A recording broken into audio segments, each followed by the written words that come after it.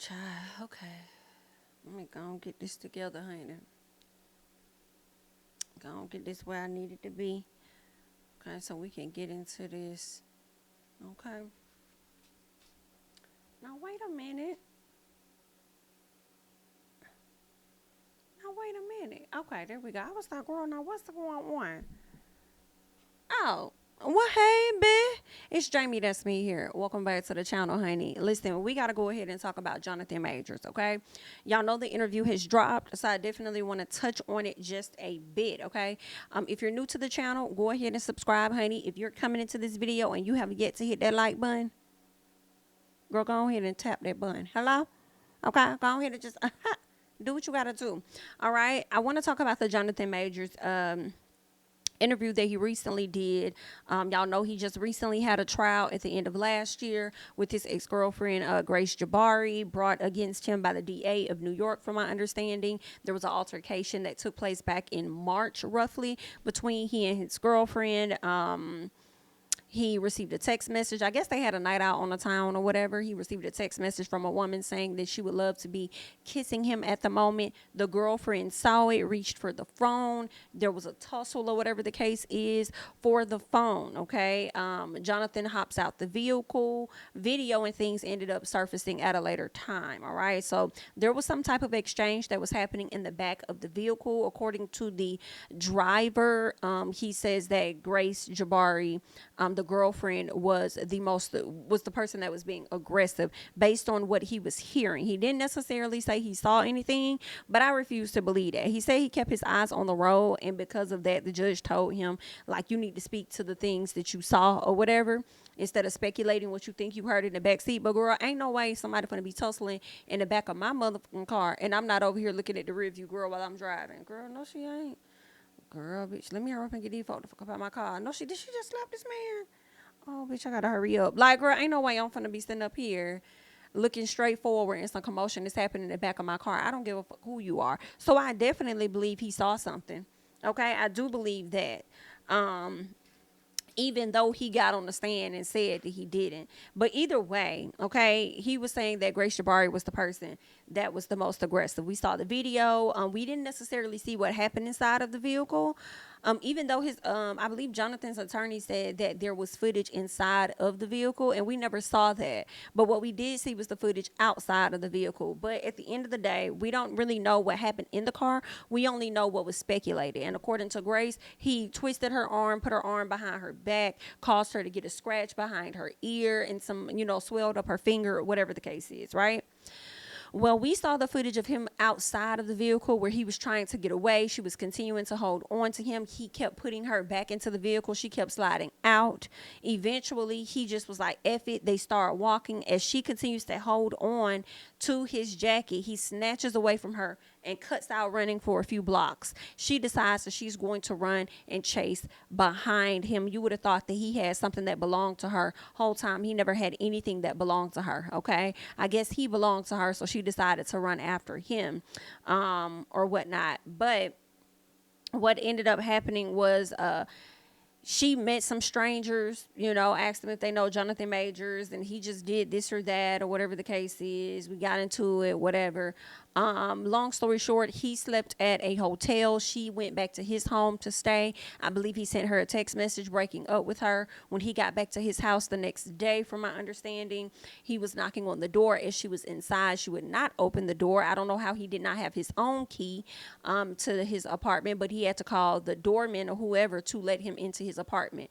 Now, what came out in court was the fact that Grace Jabari was inside and pretty much heard that man knocking at the fucking door and was not going to open it. Okay, she also sent a text message to somebody else around the same time that Jonathan was beating on the door. By the time Jonathan got in, because it wasn't that much of a difference between the time that she sent that text message and Jonathan was able to enter the apartment, he comes upstairs, her ass laid out on the floor. Okay, she's stretched out on the floor like she done overdosed or whatever the case is, and he's like, something ain't right. So he called 911 to get her some assistance. Hello.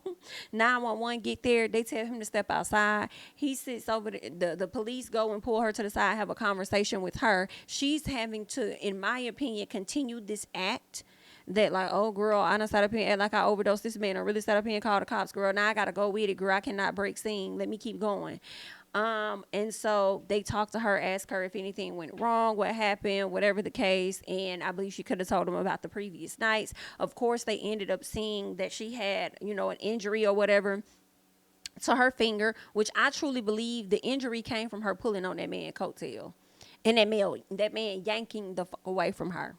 Okay, that's what I truly believe happened. But as far as the cut on her ear, that's still suspicious. We don't know. That could have happened inside of the vehicle. It could have happened somewhere else. Okay. But either way, that was something that happened, and it's like that's sad. Jonathan called the cops to get you help, but he's the one that ends up being arrested, and his fears came true. Okay. So now you have a charge, and they were all misdemeanor charges, which was just crazy to me.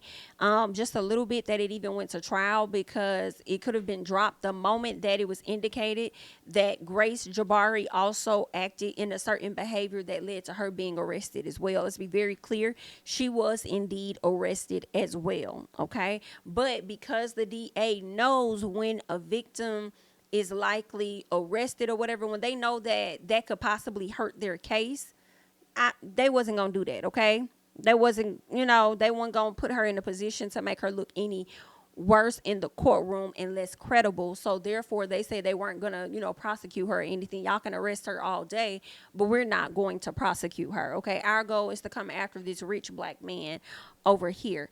Okay. What else happened? And I still be thinking about that Alvin Bragg man, because something happened, I believe, with another attorney in New York, where they were trying to pin a SA case on this man, on this attorney or whatever. And they concocted a scheme with the police officers and something dealing with Alvin Bragg. I got to go back and check out the videos and stuff that I was seeing.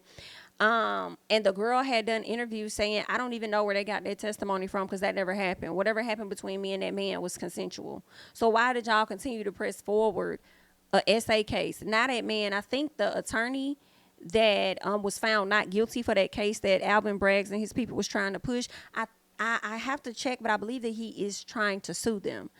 I believe that he is suing them. Okay. And I think Alvin Bragg's name is all up in it, but I got to go back and get the details, girl. But I'm just bringing it up to bring up how, girl, y'all need to keep y'all good eye on Mr. Bragg over there. Okay. Y'all need to keep y'all good eye on that man, because he's giving every bit of trustworthy, and all kinfolk is not, all skin folks is not kinfolk. So keep y'all good eye out, on him, because you try to sit up there and pin an essay on somebody. And then now when I look at the Jonathan Major situation, it's the fact that you allowed this misdemeanor to go as far as it did. And I'm just like, well, this girl also is guilty of something. Okay. Because I don't think that Jonathan was the only person that acted out of character that night. I think it was a combination of things, because if she can admit that she reached for his phone and snatched his phone out of his hand and got physical with him, they both should have been locked the hell up. If that's the case, you know what I'm saying? They both should have had a piece of a charge on them. So anywho, and she got that. She just was not prosecuted. Okay. But I hope that a civil suit is to come in some capacity. All right. So yeah, and it's like, as much as I may feel away or feel bad for Jonathan or whatever, so I'm not 100% there. I'm sorry, I'm not 100% there with you. But we're gonna go ahead and get into, this interview. I just wanted to give you guys a little piece of a recap of how we pretty much got here. Okay, it may not be all of the fine details, but it's most of it. Okay. Now, first of all, I want to get this photo and put it up on the screen of Jonathan. Because I'll be real honest, baby. That's how I was looking at him when I was watching this interview. Like, and I said, what now? Not gonna lie. It just different parts had me like, girl, now who? Let's get into it. So he speaks on how hard this trial was for him and how confusing it was. Okay. I'm sure you were confused from the moment that you made the 911 call, thinking that you're calling to get help for her, only for the call to lead to you being charged and arrested. And now your career is in limbo. Yes, you may have lost the opportunity with Marvel, right? But although they dropped him, I don't know how Marvel works, but I feel like you just never know. If they can't find a better Kang in the next 2 to 3 years, they might be like, okay, Jonathan's been out here working. Let's reinstate his career and let's just try and spin this around because it's time for us to make more money. We got to make more money. With the Kane character, he's going to be about the best one we got. So let's see how we can spin this, turn it around and make it look good. So she might end up going back over there with Marvel. Who knows? It's just that right now they dropped him. I don't know. Okay. But his career is definitely in limbo because of this situation. I know he was like, damn, I should have just never called her no damn help. I should have just checked that whole pulse, see if she was alive, and sprinkle some water on that whole face, say, get up, go on, get up, get up. Can you go ahead and get your stuff, collect your things, and go ahead and be at my apartment by X, Y, and Z amount of time? Okay? I'll be back at a certain time to see if you've collected your shit to get the hell out of my house. Okay, he just handled it like just all wrong. Just all this whole relationship, Jonathan. I hope you learned a major lesson. Let's keep going, okay? And it's not so much as about her being a white woman, because this could be any woman, but there are different nuances within this case where you ain't got no choice but to talk about the race, and it is what the hell it is, okay? Now, anywho. He starts the interview off for the most part to me teary-eyed, okay? Although he says that this case was like, very hard. It was confusing for him. He also starts getting emotional, which I kind of felt like was a bit performative. I know everybody cries differently, and I'm not saying he should have been up there boo-hooing, but it was giving forced tears, and it's just what it is for me. It was giving, let me force these tears to try and come out. And then he says that he hasn't seen his daughter for some time throughout all of this. So I guess that's what brought him like tears to his eyes. Like it wasn't believable. It was definitely giving performative in my opinion. Okay. I did not believe him when I saw that. I thought that I would once I saw like most of the interview, because all they're doing is dropping different clips of the interview. So I'm not sure how long the interview lasted, but I thought that I would be able to connect with the tears. I didn't. I'm sorry. He acknowledges that he put himself in this situation, and he says that it was time for him to talk. Because she asked him like, what made you want to talk now? He said it was time for him to talk because a lot has happened, in his life, in his career, and the culture. Hello, and Jonathan, I like you. Don't get me wrong, okay? I think you're a great actor. I'm going to continue to check out some of the stuff that you do. I'll be very honest about that. But can you leave the culture out? Because that's the same thing you said to this girl when you was over here talking about, I'm a good man. I'm trying to do great things for my culture. X, Y, and Z, A, B, C, B, B, D. Just step back from the culture, baby. Okay? Because y'all be killing me how y'all be like the culture, but y'all really don't. Do y'all really be the culture? Anywho. And then he goes on to say it's about responsibility. Now, what responsibility were you speaking of necessarily? I guess the responsibility to speak out and defend yourself or something, because you was very adamant that you don't feel like you're guilty of a goddamn thing, okay? So what responsibility were you speaking of? He says that he was shocked at the verdict and that he was wondering, how is it possible? Like, how do you say I'm guilty but I ain't guilty in so many words? Because what they said was, the jury did not find him guilty of assault or harassment, as in like they didn't believe that he intended to do any of those things. Okay, they don't think that that was an intent of his. However, he acted recklessly, and because he acted recklessly, it did lead to the injury that she got. Which I'm like, how y'all watch that whole video and not see that? Well, how I'm looking at it is, once he snatched away because he was trying to get away, she caused her own injury, because why are you pulling on this person? See, what he did, his action was a reaction to her action.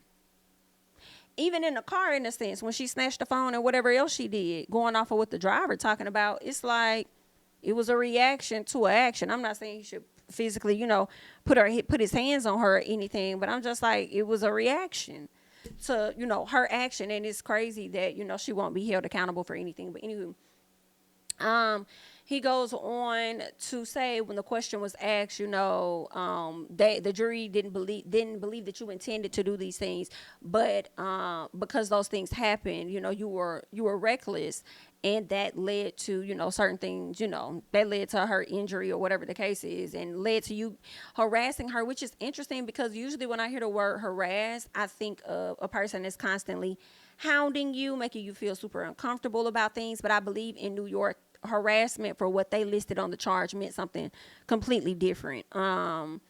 It had a few different things that was different.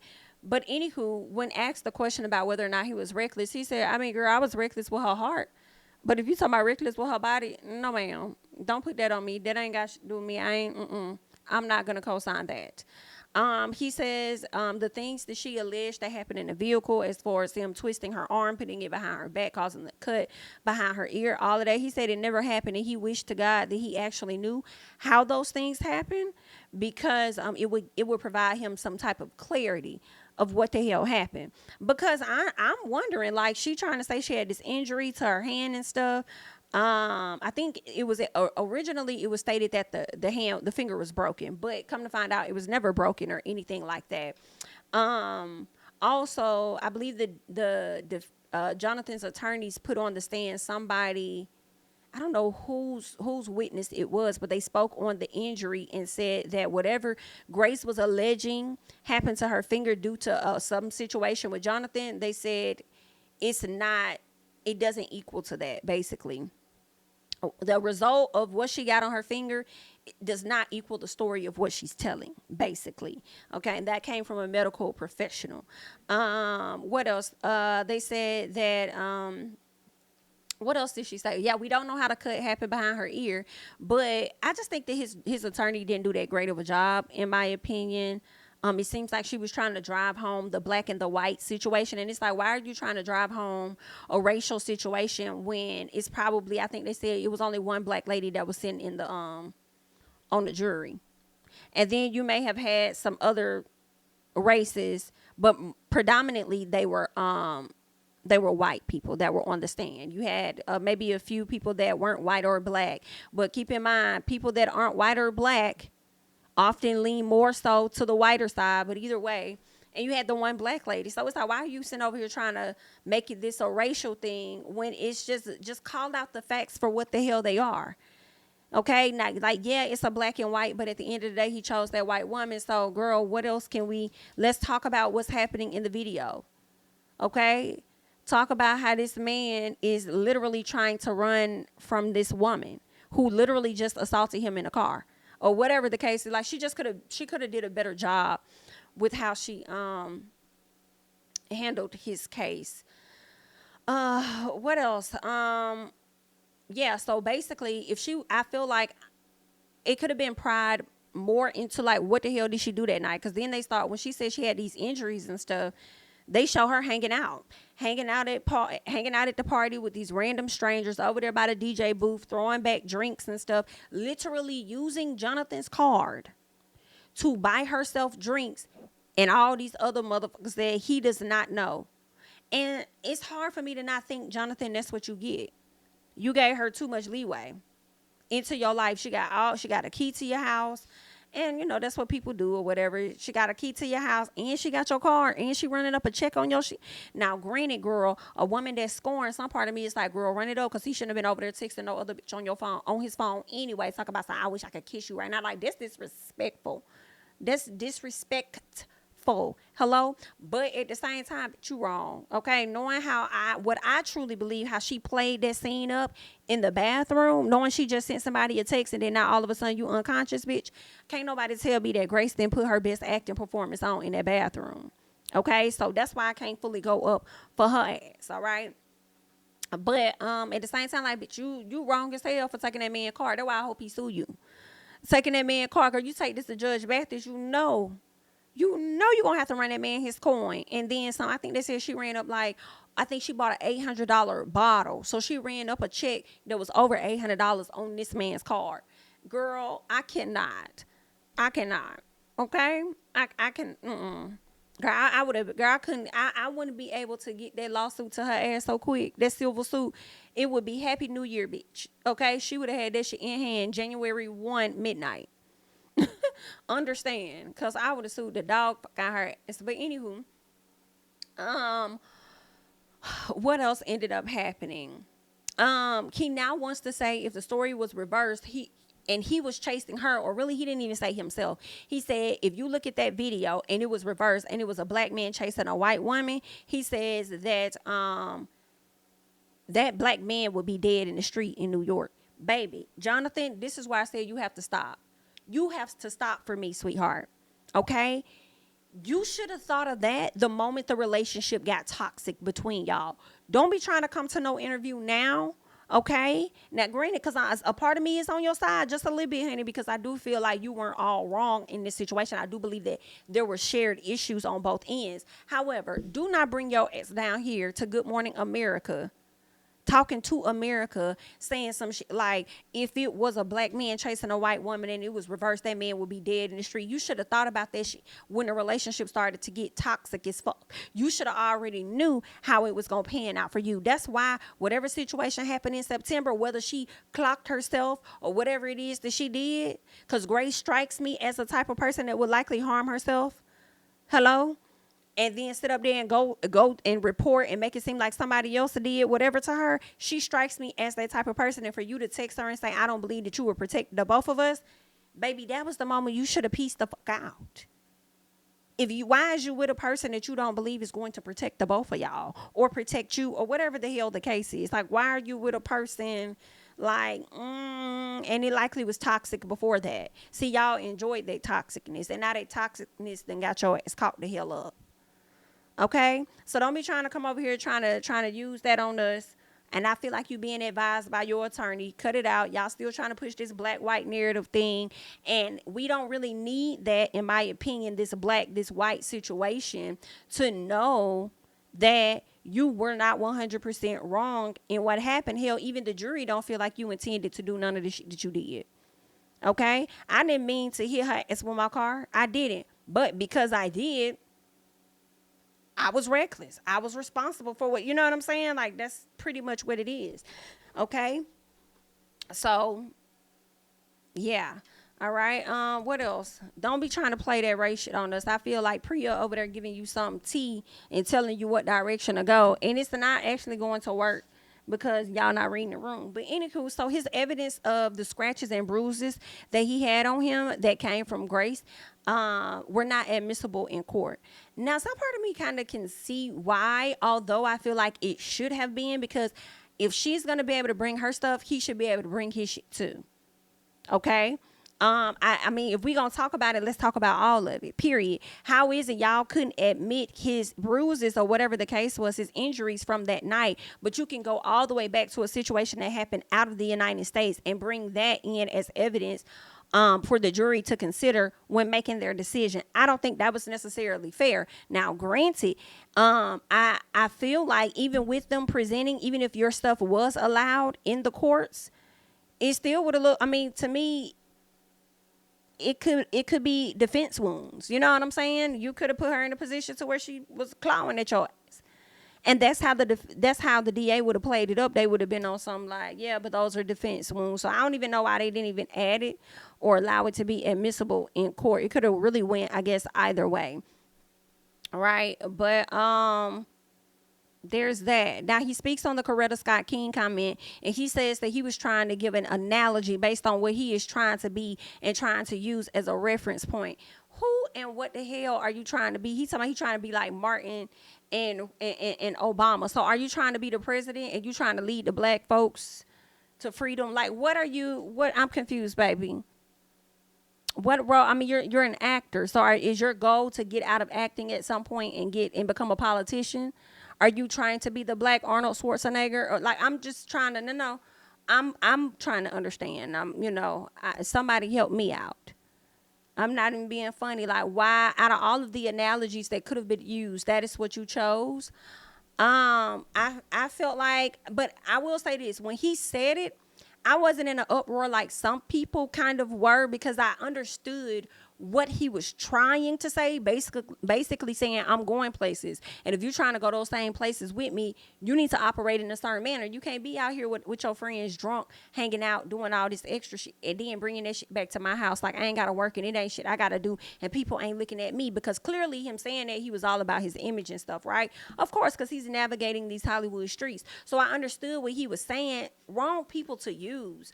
wrong people to use, and you still sitting up here using Coretta. When you mention Coretta again towards the end of the interview, and I'm gonna bring that up, but I had this same face that you got right now. Like, now why would you say that? Leave Coretta out of it.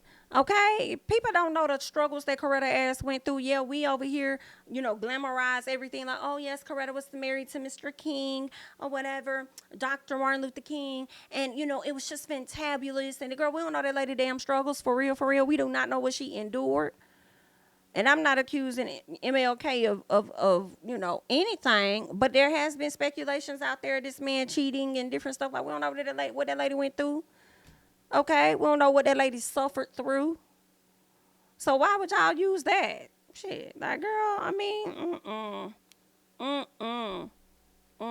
And then I understand people feeling a way about you trying to get this white woman to relate to these black women. Like, her privilege will never line up. Okay? Will never.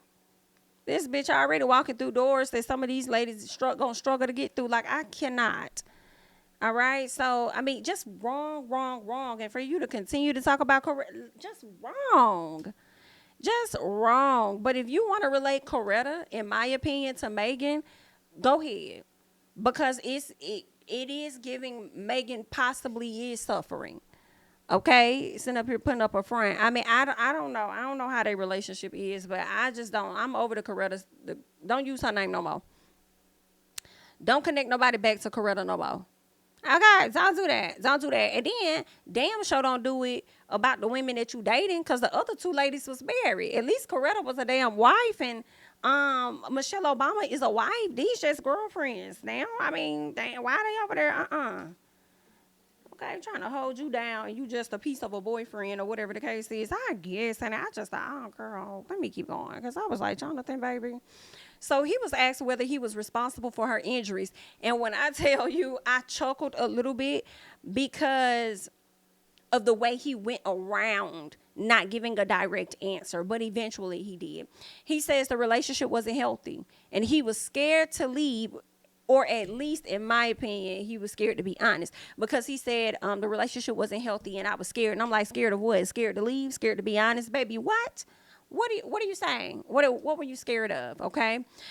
He says he shouldn't have been because here's the thing. What were you really scared of? Because what is given is you was the breadwinner. You the one that had it going on. So what were you afraid? Were you scared to be alone? You couldn't have been scared of that because you had another bitch on your phone. So what was you scared of? What was you scared of? I'm confused. He says he shouldn't have been in the car or in the relationship. Then this wouldn't have happened. You right. You should have been broke up with her. It's when it got toxic. Okay, but some people don't learn their lesson, though. They don't learn their lesson. So, situations like this happen for them to get it. He says he should have been brave enough to tell her that he wanted to see somebody else, that he didn't want to be with her no more. He says that is what I'm responsible for. So then the lady said, okay, so you're not responsible for her her injuries. So I appreciate you giving me that roundabout answer, but bitch, I'm a journalist, and this is what I do. Okay, so I'm gonna bring it right back to the question that your ass just skipped over. So I'm gonna ask you again. Hello, I said, come on, Miss Ma'am. I don't know who you is. Well, come on, Miss Ma'am.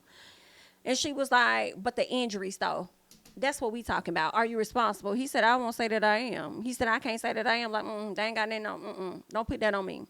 Don't put that on me. No, I ain't. I'm not responsible for that. And I don't know how I feel about that, because I don't know what actually happened inside the vehicle. But based on what I saw outside of the vehicle, he wasn't responsible for that, in my opinion. Well, no. I'm thinking about when he snatched away. When he was putting her in the car, you could have potentially been responsible for something. Because I don't know, she could have hit her head or something. I don't know. You was putting her back in the car. But when she was holding on to you, whatever happened with her hands, I do feel like that's on her. Because she kept pulling on that damn man. I think that's where her injuries came from. But as far as like the head thing, because she had the head, the scratch behind the ear, I don't know how that got there. Maybe that got there from the car or something. I don't know. But, yeah. So he was asked about being suicidal, and he says ideations of removing himself was there since he was a kid, and he's doing the work at this point to kind of like get through. So basically, he's confirming that he was suicidal. And then at some point during the interview, he mentions being severe suicidal. Um, yeah. So I also feel like I feel like he was likely suicidal, but then I also felt like he and Grace would toss that around a lot to get the other to feel away. Like, when you spewing some negative in the argument, I feel like that just became their thing that they would say to each other or something. Because she's also said the same thing to him too. Just weird. Um, what else? It was noted that he plans to appeal the decision. I didn't know if it was really worth it financially, but he plans to appeal the decision, and I wonder what he's going to use to get it appealed.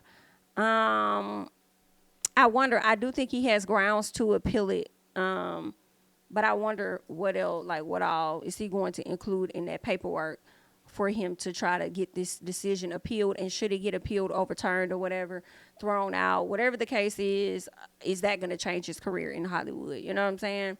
But speaking of Hollywood, the question was asked whether or not he believes that he'll work again. And he said confidently, I believe that I will. And the way that he said he believes he'll work in Hollywood again, for me, leads me to believe that he has deals that we don't know anything about that have not been canceled. I think the things that may have come out that everybody probably knew that was on the table probably got cut. But I think that some things may have privately come to him, or whatever the case is, things that's not about to go into production within the next year or so, but by the time it do, people probably the hype gonna die down. So I feel like he said that confidently, knowing that he already has deals on the table. He also then goes on to try to he goes on to me, and it seems like he realizes that, oh, let me not appear too confident, right? So then he says, I pray that I do. And I'm like, Jonathan, baby, performative. Like, I see you. You definitely got them deals on your table. You're a phenomenal actor, but at the same time, I think you like, oh yeah, I gotta act like, you know what I'm saying? Like, this really took a toll on me. Like, I can't let these niggas know everything, all the cars I got right now. You know what I'm saying? Like, yeah, you know what I'm saying? I pray I do. At the end of the day, it's to God's timing. It's so to God, Well, do you believe that you deserve a second chance? I mean, yeah, I think that I deserve a second, and I hope that the people think that I deserve a second chance too. Like, I'm like, Jonathan, cut it out, baby. Cut it out. I truly believe this man has contracts on his desk. I do. As far as a second chance, I don't see him not getting one. He wasn't completely wrong in the situation. Like, he was trying to run away from her, even called the cops to help this bitch. Hello? But you did have reckless behavior. So, you know what I'm saying? People ain't finna play about that. And they damn sure ain't finna play about that with a white one. A white blonde one at that. Okay? So that's just what it is. He believes that it is unjust that she was arrested but won't be prosecuted. I have to agree. And that's what I'm wondering, if that's going to be a part of his reason to appeal in some fashion. How is it that the police can see that she was negligent for something enough to charge her ass, and then the prosecutors not prosecute? So I think he has a point there. He says if he knew then what he knows now, he would have never picked her up and put her back in the car. He would have just ran. I know that's right. I would have just hopped out the car, just jetted on without doubt. Okay? I would have got out the car and jetted on. But if she's holding on to you for dear life, what the hell you supposed to do? But I definitely would have got out the car and ran. But at the same time, I don't know. Maybe it would not have mattered. I mean, maybe it would have mattered, because he still was found not guilty on whatever happened in the car. So basically, they didn't believe nothing that Grace was saying that happened in the car. All evidence presented, they didn't believe whatever she said happened in the car. They didn't believe that. But based on what they saw outside the car, it looks like you ain't intend to do it, but we see that you kind of did a little something. So I mean, you did kind of you did kind of hurt her finger when you snatched away from her, So we're just gonna say you're guilty of that, okay? Everybody's happy, okay? You're not guilty over here, but we gave you guilty, so everybody should be happy. 4 charges, you're going home with 2. Congratulations. Can we move on? Like, that's what it's given. Okay. What else? They speak on Megan Good. He says she's an angel. And she has held him down like a Coretta. And that gave me this face here as well. Why would you say that? Why? So are you saying that she's suffering through some things? Why would you say that? Why would you say that? I think my biggest thing with Megan is being on this man's arm so soon after this scandal or whatever with his girl. Like, you couldn't do that a year later. Like, y'all could have hunched, whatever y'all gonna do behind the scenes. But you couldn't wait until the trial was over, and then this March, like, the trial would have been over in December. Y'all keep it low and then pop out in March of this year. Like, y'all just couldn't, you just couldn't wait. Okay. And then he goes on to say that he is so blessed to have her. Baby, I think I found her. All of that was performative. Girl, I said, no, he's not. And Megan over there giving performative too. The way she's looking like concerned. I said, girl, y'all some badass actors. And not bad in a bad way, bad in a good way. Okay? I see y'all. All right. So he says he has witnessed DV when asked about him being, an abusive person in the past. He says, nah, like he said, I witnessed it, but I've never participated in it. He was like, I've been smacked up before. I had, a horrible, I guess, like, different parts of his childhood wasn't that great or whatever. He says that the people, so there were a long list of people that came out and tried to talk about his character, say he was toxic, say he was this, say he was that. But what's so funny to me is the DA tried to bring that up in the trial just a bit, but why the hell you ain't bring none of them people in that was talking that shit? Because when people were saying that, some folks was like, that's not true. Okay. It was also said that some people that came out and said I lied. So if they really said, why they ain't come to the front and just go ahead and just testify to what you were so loud and proud on Twitter? Might as well go into the courtroom and tell them what the hell you know. Why you ain't getting none of them to come back and talk, right? So Jonathan says, he says that, so the people that alleged that he was toxic, this or that. So he says that he had very few relationships. So basically he's like, I've never participated in no DV, coming up. I really had, very few relationships. I believe that. People have constantly joked on what Jonathan Majors looked like back then. He looks like a man back then that would get few relationships.